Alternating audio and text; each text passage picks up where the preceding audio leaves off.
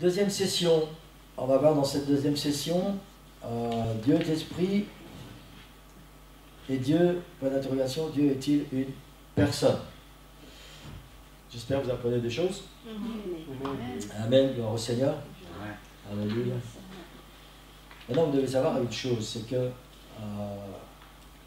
si je n'étais pas convaincu de ce que je vous enseigne, je ne l'enseignerais pas.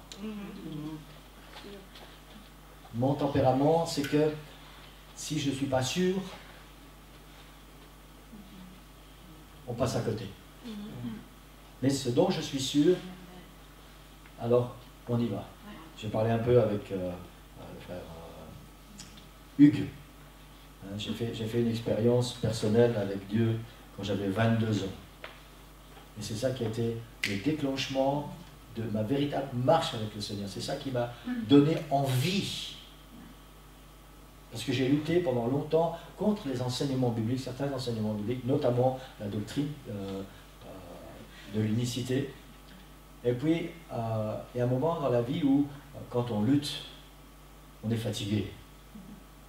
Et il y a un dimanche matin où j'étais vraiment fatigué. Et ce jour-là, j'ai dit, Seigneur, moi je vais arrêter de lutter. Je veux que tu me révèles ta vérité. Amen. Et cette expérience que j'ai faite, la plupart des chrétiens de l'Église connaissent mon témoignage. Pendant ce culte, j'ai dit au Seigneur, j'en ai marre, parce que ce dimanche matin, encore une fois, c'était ce frère Balsa, Jean Balsa, qui était derrière le pupitre, et devinez de quoi il parlait? Il parlait de l'unicité. Et ça, je ne pouvais plus. Parce que je n'étais pas d'accord avec ça, et je luttais avec ça.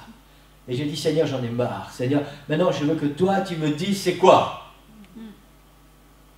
Et je ne peux pas vous expliquer exactement ce qui s'est passé. Mon esprit a été complètement déconnecté. J'étais assis dans la partie droite, un peu où tu es, Viviane, à côté de mon épouse. Et puis mon esprit a été complètement déconnecté. Et le Seigneur a commencé à me parler et à me révéler certaines choses. Comme si vous prenez les pièces d'un puzzle et vous mettez les pièces l'une à côté de l'autre, exactement chacune là où elles vont. Parce que j'avais entendu plein de choses, j'avais entendu plein d'enseignements pour, contre, et en fait, comme je n'étais pas vraiment intéressé par ça, tout ce qui m'intéressait, c'était de dire non. J'avais pas vraiment compris. Et puis le Seigneur a pris toutes ces pièces et les a mises exactement chacune à sa place. Et quand j'ai rouvert les yeux, tout me semblait si clair.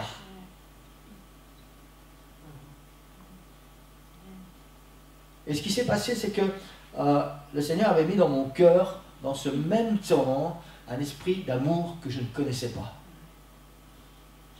Le Seigneur avait complètement changé ma vie. En plus de cet esprit d'amour, il a mis cette envie, ce désir d'apprendre et de connaître. Alors qu'avant, tout ce que je faisais, c'était de réfuter, de dire non. Là, j'avais enfin le désir d'apprendre, d'écouter, de réfléchir, et de pouvoir faire la différence entre ce qui est bien et ce qui ne l'est pas. Et en particulier, je n'ai pas la prétention de me comparer à l'apôtre Paul, mais en particulier, le Seigneur m'a révélé cet enseignement de l'unicité. Je l'avais entendu, mais je n'avais rien compris à tout ça. Et le Seigneur a mis toutes les pièces bien en place. Il a dit, voilà qui je suis. Donc je ne vous parle pas de n'importe quoi ce matin, cet après-midi. Je ne vous parle pas de choses qu'on m'a enseignées ou que j'ai entendues. Je vous parle des choses que j'ai reçues. Amen. Et je sais que c'est vrai. Et je sais ce que ça apporte. Je sais ce que ça fait de connaître qui est le Dieu que je sers. Celui à qui je donne ma vie et à qui je fais confiance pour diriger ma vie. Amen. Deuxième session, le Dieu est esprit. Jean chapitre 4, verset 24. Dieu est esprit, il faut que ceux qui l'adorent en esprit et en vérité. Acte 7, verset 48-49. Mais le Très-Haut, donc Dieu, n'habite pas dans ce qui est fait de main d'homme. Le ciel est mon trône, et la terre mon marchepied. 1 Roi chapitre 8 verset 27. Voici les cieux et les cieux des cieux ne peuvent te contenir. Quand Jésus est apparu à ses disciples après sa résurrection, pour ceux qui connaissent la Bible, les disciples ont eu peur et ils croyaient que c'était un fantôme.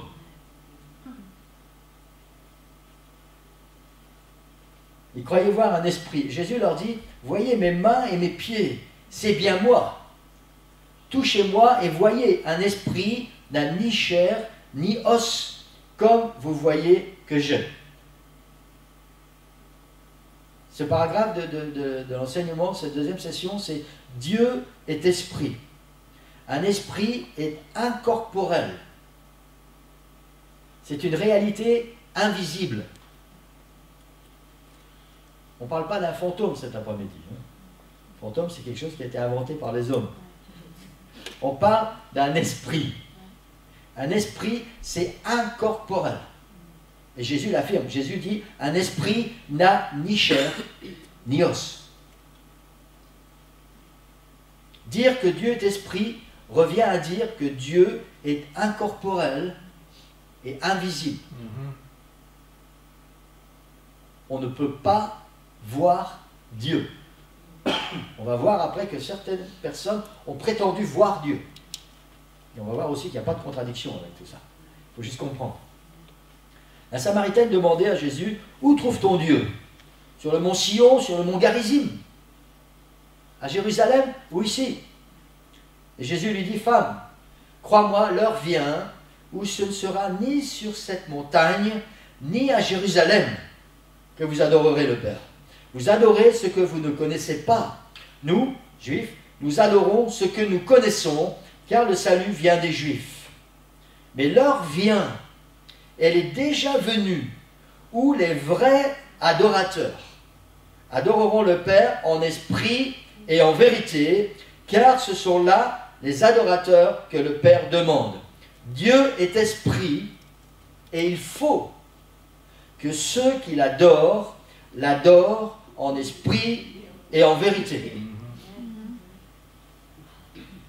Jésus dit, Dieu est esprit, et il faut que ceux qui adorent en esprit et en vérité. Dieu doit être adoré en esprit, distinct de tout lieu, de toute forme et de toute limite sensuelle, et en vérité, distingué de toute conception erronée ou d'enseignement faux. Ça veut dire que pour vraiment adorer Dieu en esprit et en vérité, il faut bien le connaître.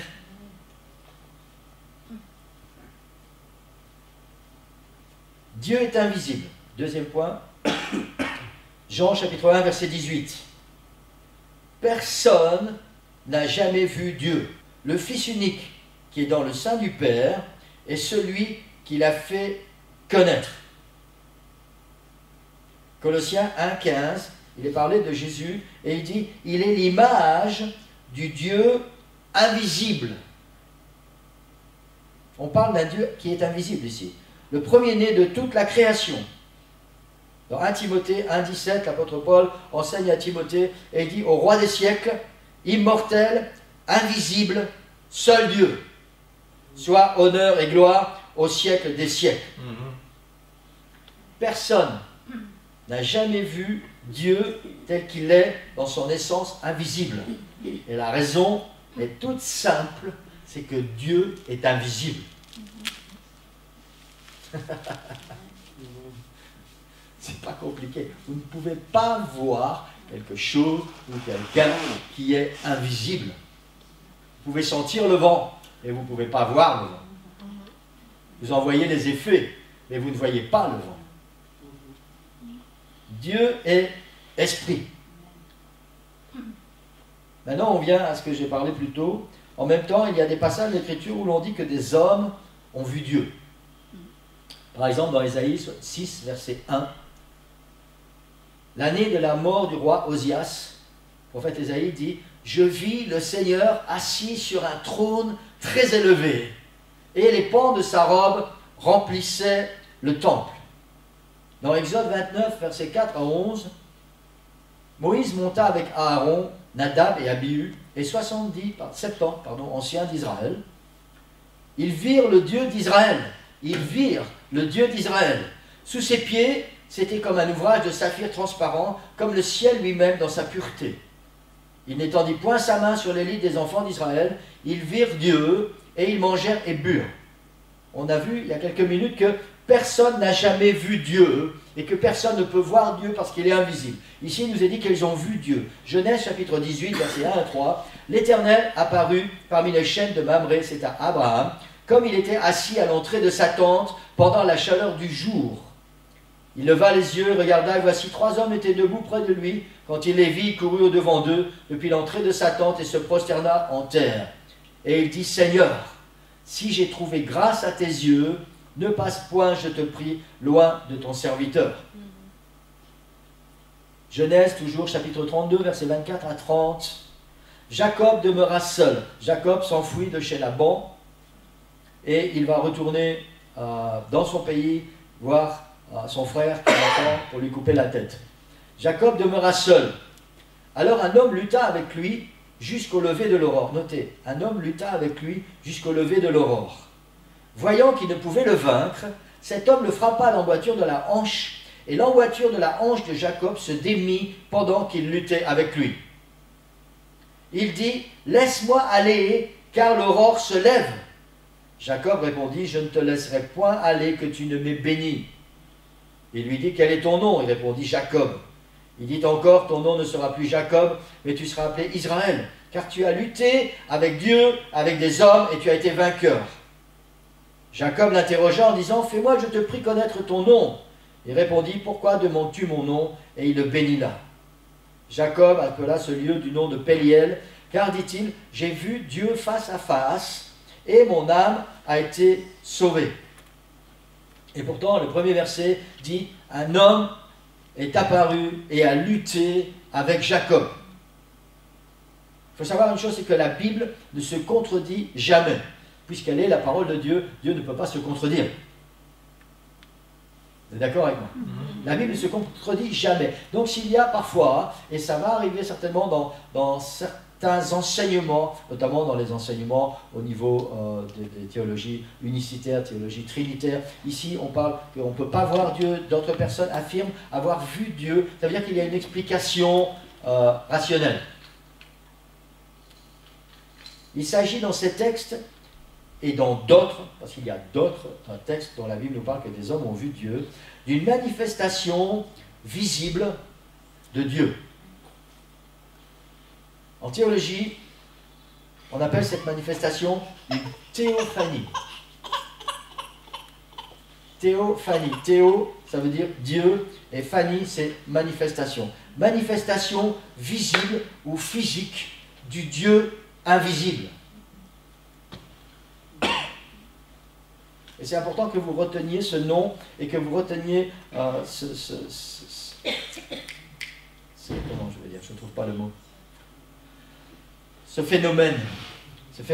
Quand quelqu'un, ou quand dans la Bible, il nous est dit que quelqu'un a vu Dieu, c'est une expression physique que Dieu a pris temporairement. Et qui s'appelle une théophanie. On étudiera plus tard, dans la deuxième partie, dans le séminaire qui va venir plus tard, on étudiera que à partir du moment où Jésus est né, les théophanies ont cessé. Excusez-moi, je peux vous demander. Oui. Ce que vous dites, c'était avant que Jésus, qui est né dans la crèche, soit né. Alors. Oui, avant que Jésus ne soit né, oui. Donc, les théophanies, c'est manifestation physique, visible, temporaire de Dieu. Et on étudiera plus tard que ces théophanies, Abraham dit, il a vu 3 hommes, et il a reconnu dans ces 3 hommes Dieu, l'Éternel. Pourquoi? On ne sait pas ce qu'il a vu, mais il savait que c'était Dieu. En même temps, la Bible dit, on ne peut pas voir Dieu et vivre. Jacob dit, j'ai vu Dieu face à face et mon âme a été sauvée. Or, il est dit que Jacob a lutté avec un homme. Donc déjà, à ce moment précis, Dieu a pris une apparence physique. Quand Abraham revient, Oui, Abraham revient d'avoir fait la guerre à ceux qui ont enlevé Lot, aidez-moi, je suis fatigué. Enfin, vous savez très bien. Abraham a rencontré un homme, Melchisédek, qui n'a ni généalogie, ni commencement de vie, ni fin de vie. La Bible ne sait pas d'où il vient, ni où il va. Melchisédek, Abraham a rencontré cet homme et il savait que c'était Dieu. Pourquoi? On ne sait pas. Et pour nous, enfants de Dieu, je vais aller un petit peu plus loin, ça n'a plus rien à voir avec l'enseignement de cet après-midi, mais c'est important de savoir, parfois il y a des choses, il y a des questions qu'on se pose dans la vie, il y a des circonstances, des situations où on aimerait bien savoir. Et quand c'est Dieu qui nous parle, on ne sait pas pourquoi, mais on sait que c'est Dieu. On ne peut pas l'expliquer, mais on sait. Et toutes ces apparitions ne sont pas en contradiction avec le fait que Dieu est invisible et qu'on ne peut pas voir Dieu. Dieu a pris une forme visible, temporaire, pour se manifester. Il avait dans le buisson, par exemple dans le buisson ardent avec Moïse, ce n'était pas une manifestation humaine. C'était un buisson qui était en feu et qui ne se consumait pas. Et Moïse savait très bien que c'était Dieu. Dieu est incorporel. On a lu tout à l'heure dans Luc 24, 39, « Un esprit n'a ni chair ni os, comme vous voyez que j'ai. » Nous avons vu que Dieu est esprit, donc Dieu n'a pas de corps. Pas de bras, pas de mains, pas de pieds que l'on puisse toucher, ni de forme physique que l'on puisse voir. Dieu ne peut pas être limité à une seule place, puisqu'il remplit l'univers. Au moment de l'incarnation, Dieu a pris un corps, et seulement au travers de ce corps, c'est-à-dire en Jésus-Christ, Dieu a des mains, des pieds, des oreilles, une bouche, et tout exactement comme nous. Seulement au travers de l'incarnation en Jésus-Christ, Dieu est devenu le Dieu visible. On étudiera ça dans le prochain séminaire. Et c'est de ça dont Paul parle, toujours dans l'enseignement qu'il donne à Timothée, 1 Timothée chapitre 3, verset 16. Il dit, sans contredit, le mystère de la piété est grand. Dieu a été, écoutez ce que l'apôtre Paul enseigne, Dieu a été manifesté en chair, justifié en esprit, vu des anges, prêché parmi les nations, cru dans le monde, élevé dans la gloire. Deuxième point, Dieu est-il une personne? Si je vous pose la question, je vais avoir des réponses différentes. Qui croit que Dieu est une personne? Qui ne croit pas que Dieu est une personne? Vous ne croyez rien en fait. Vous ne voulez pas la main. Dieu est un esprit, ne sait pas. Sans le piège, hein. Sans le piège. C'était une question piège.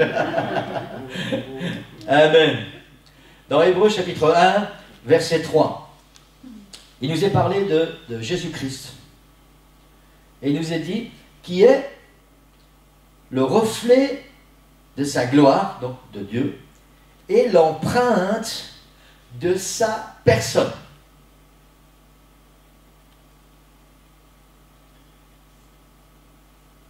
Jésus est le reflet de la gloire de Dieu et l'empreinte de sa personne. Le mot personne reçoit des interprétations différentes. Par personne, les uns entendent le corps ou l'apparence physique, l'expression visible. Si nous acceptons cette définition, alors il est clair que le Père n'est pas une personne, car il est esprit. D'autres entendent par personne le fait d'être uni avec la personnalité, l'individualité, la conscience, la libre disposition de soi-même. Si nous acceptons cette définition, alors Dieu le Père est une personne. Il a une personnalité, une individualité, une conscience, une libre disposition de lui-même.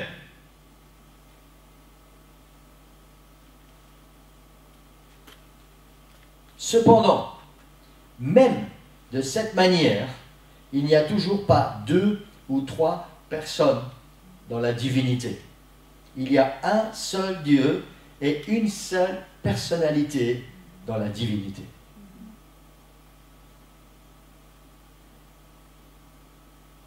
Cette personnalité est exactement la même, qu'elle soit désignée par le nom de Yahvé, de Elohim dans l'Ancien Testament ou de Jésus dans le Nouveau Testament. Cette personnalité est la même. On a lu, Jésus est le reflet de sa gloire et l'empreinte de sa personne. En grec, dans l'original, il est dit le resplendissement de sa gloire et l'expression de sa substance. Je ne sais pas si ça vous aide à mieux comprendre. Non? Ça, c'est tel que c'est écrit dans l'original, dans la Bible. Jésus est le resplendissement de la gloire de Dieu.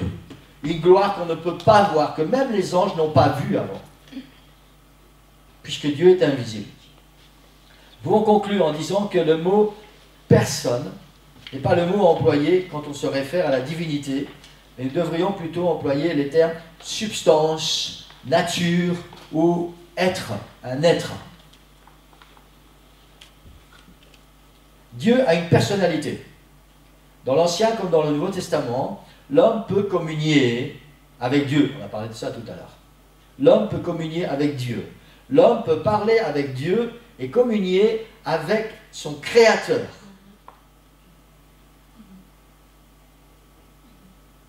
Il ne faut jamais penser à Dieu comme étant une force impersonnelle ou une influence. Dieu est un Dieu personnel qui nous a aimés et qui s'est manifesté dans la chair, en Jésus-Christ, afin de mourir pour nous. En tant que tel, il a une personnalité, mais il est toujours un seul Dieu et un seul être divin. J'espère que ce n'est pas trop compliqué pour vous. Vous allez noter, hein, si vous avez besoin d'une feuille, un crayon, dites-le, on va vous donner, et puis après vous pourrez venir poser des questions. L'homme ne peut pas parler à une force impersonnelle, telle que le soleil, la chaleur, la gravité ou la nature. Enfin, en fait, on peut le faire, mais on va passer pour un demeuré. Mais il peut parler avec Dieu.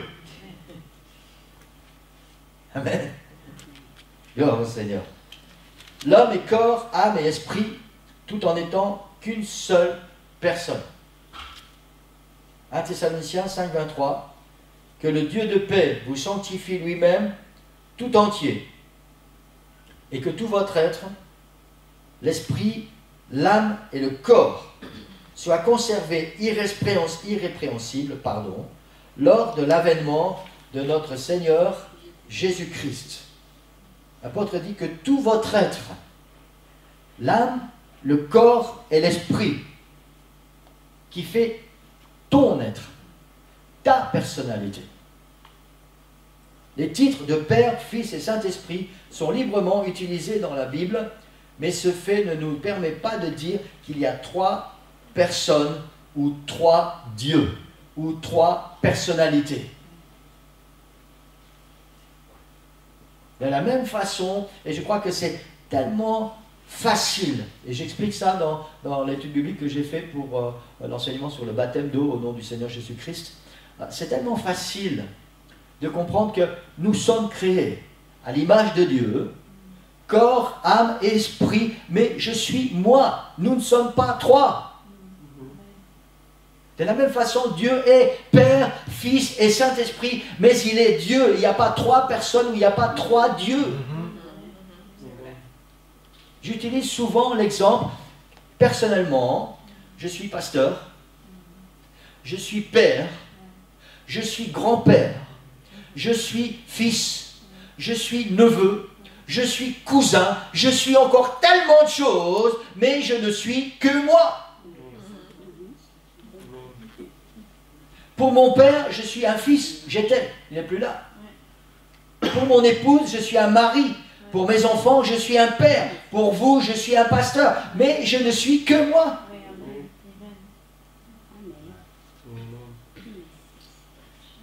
Nous sommes créés, l'homme, esprit, âme et corps, mais nous formons une seule et unique personne et portons un seul nom. Les trois titres, Père, Fils et Saint-Esprit, ne font pas plus trois personnes que le corps, l'âme et l'esprit ne font trois personnes. C'est juste. Dieu manifesté en chair. Jean chapitre 1 verset 14. Et la parole a été faite chair, elle a habité parmi nous, la Bible continue, pleine de grâce et de vérité. À Timothée 3,16, sans contredit, le mystère de la piété est grand, Dieu a été manifesté en chair, justifié par l'Esprit, vu des anges, prêché aux gentils, cru dans le monde, élevé dans la gloire. Une autre traduction dit, Dieu a été rendu visible en chair humaine. Et je pense que ça peut vraiment nous aider à mieux comprendre. Dans le passé, on a vu ça il y a quelques minutes, Dieu s'est manifesté de multiples façons à l'homme, dans la création, sur le mont Sinaï, dans les théophanies, par le tabernacle. Dieu s'est manifesté dans une certaine mesure à l'homme, et cela a permis à l'homme d'avoir une certaine connaissance de Dieu. Une certaine connaissance. Cependant, dans le passage de l'Écriture qui parle de Dieu se manifestant aux hommes, nous avons là la plus grande révélation de Dieu qui ait jamais été donnée. Car dans l'incarnation, Christ est l'image fidèle du Dieu invisible. Il est le reflet de sa gloire et l'empreinte de sa personne. Il est le visible d'un Dieu invisible. Mais il n'est pas et n'a jamais été la deuxième personne de la Trinité. Si vous me permettez cette expression, j'allais dire, il n'est que le visible d'un Dieu invisible. On va entrer plus en détail ici maintenant. Le Logos a été fait chair.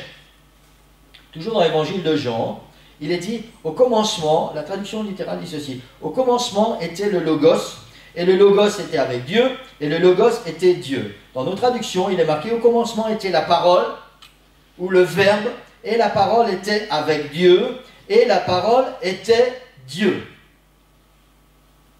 Le mot parole est traduit du grec logos. Logos veut dire verbe ou parole, expression.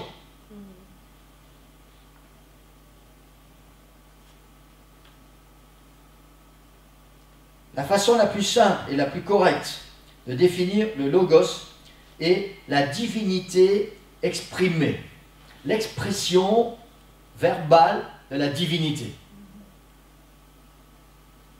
La pensée d'un homme et l'expression de cette pensée ne peuvent être séparées de l'homme lui-même. Ce que vous pensez et ce que vous dites quand vous prononcez cette pensée, c'est vous.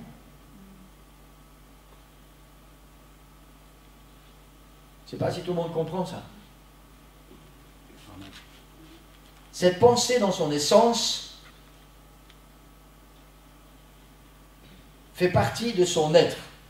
Il manque un mot sur ma feuille. Fait partie de son être. Il en est de même avec Dieu. Au commencement, Jean chapitre 1, verset 1. N'oubliez pas que l'évangéliste Jean, c'est celui qui a reçu la révélation de l'Apocalypse. Au commencement était le Logos, la parole, le verbe, l'expression verbale de Dieu. Vous savez quand dans le livre de la Genèse, il a dit « Dieu dit, et cela fut ainsi. Dieu dit, et cela fut ainsi. » L'expression verbale, le verbe. Au commencement était le Logos. Le Logos était avec Dieu, et le Logos était Dieu. La tradition trinitaire veut différencier ça. Le Logos, c'est le Fils, la deuxième personne de la Trinité. J'ai jamais vraiment compris pourquoi.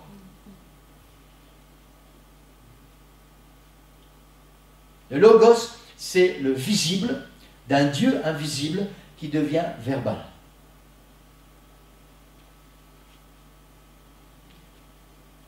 Dernière partie, Jésus-Christ possède une double nature. Jésus-Christ possédait dans l'incarnation une double nature, divinité et humanité. Notons bien que Jésus n'était pas deux personnes et qu'il n'avait pas deux personnalités. Maintenant, c'est très subtil, parce que certains êtres humains possèdent deux personnalités. Ça veut dire qu'ils savent être deux êtres différents suivant l'endroit où ils se trouvent et les gens avec qui ils se trouvent. Ils agissent de manière différente, ils parlent de manière différente. Ils font croire qu'ils sont ce qu'ils ne sont pas. Jésus-Christ n'était pas deux personnes et il n'avait pas deux personnalités. La Bible enseigne que Jésus était Dieu fait homme. Le Logos incarné, la parole devenue chair. Dieu manifesté en chair. En tant qu'être humain, homme, il est le Fils. En tant que Dieu, il est le Père. Dès que nous avons compris cette vérité, la porte est ouverte à une vision claire de ce que Jésus est réellement. Le Dieu puissant en Christ. Yahvé, Sauveur.